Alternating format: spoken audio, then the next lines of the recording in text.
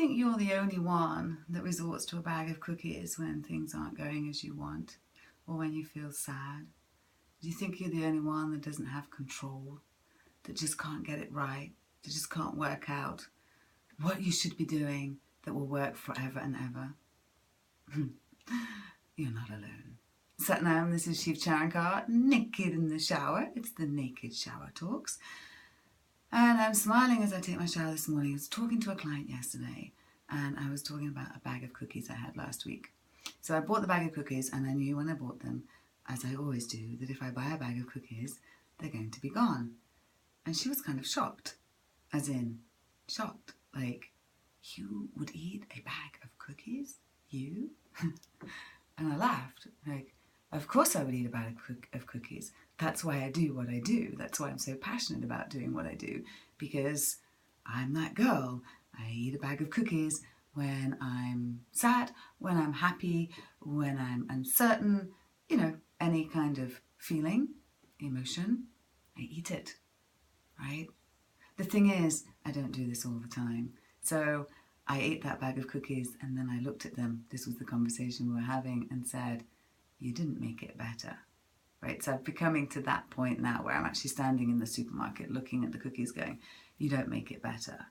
But that being said, in a weak moment, or if I'm not looking or paying attention, I'll eat a bag of cookies.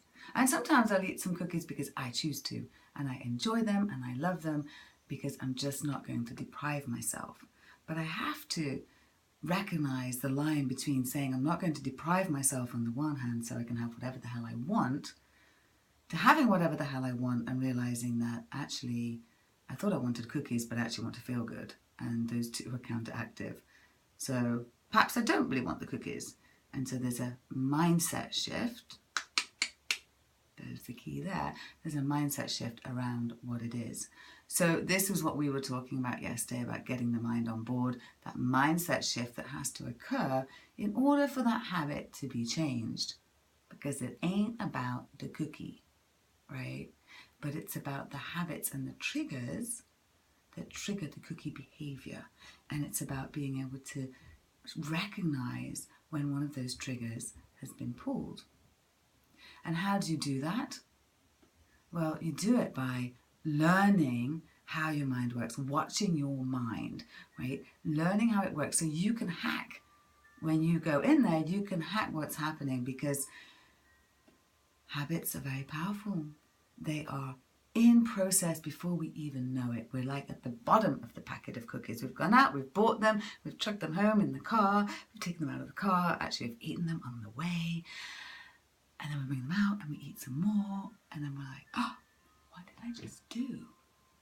Right? That habit, that trigger happened way before you getting in your car. So we need to watch our minds, and that's why I'm so passionate about what I do, because bringing the mind, body, and spirit, body, mind, and spirit, into it. So it's about your body, yes, getting into your body, and it's about your spirit.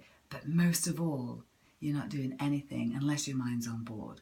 And that's what Kundalini Yoga does. That's what meditation does. That's what's, watching your habits and get your happy back. We take one habit each season and we watch our minds.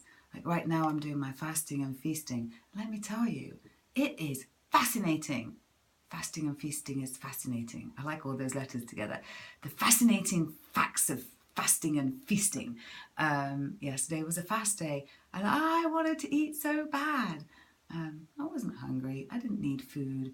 I just wanted to eat. I had my mind all day long going on and on. I had to sit there and be witness to her. It's my 4th month of doing it. I'm getting the conversation is changing, and I'm getting rid of her a lot quicker these days. But it still goes on. So back to the beginning of this, if you feel like you're the only one, no, you're not. You might, I think there's sometimes an impression that this is how I am, and that it's easy for me to get up and work out, or it's easy for me to eat salads and drink green juices when I'm doing green juices, and to do the fasting and the feasting. And the truth is, no, it's not. It's fucking hard. I'll tell you that right now. It's fucking hard. It really is. But It's not as hard as hating myself. It's not as hard as living in a skin that doesn't feel like mine. It's not as hard as looking at a reflection that on the outside doesn't reflect who and what I feel on the inside. It's not as hard as feeling bad. Everything we do has a price. And the price for this one, the hard work, it's worth it. It's worth it on the other side.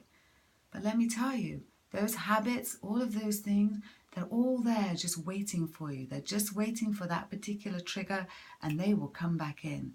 So the more we get to know our mind, that's why my journey's got easier. It's been 17 years of watching my mind and it still freaking fascinates me more than anybody else's mind, right?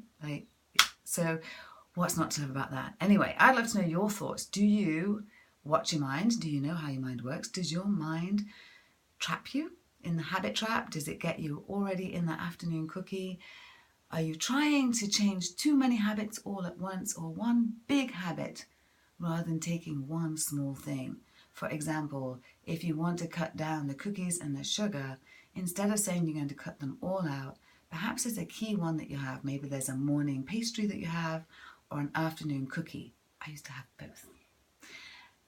Maybe you could start there. You're not having your morning pastry and you're not having your afternoon cookie. If you have cookies outside of that, whatever, but get rid of those two and then you'll start to see other things change. I'll be sharing more on I'll be sharing more on this in upcoming videos about our keystone habits and how they can keep us on track, and how we put in far too much effort into changing something before we've done the one key thing, which is getting the mind on board.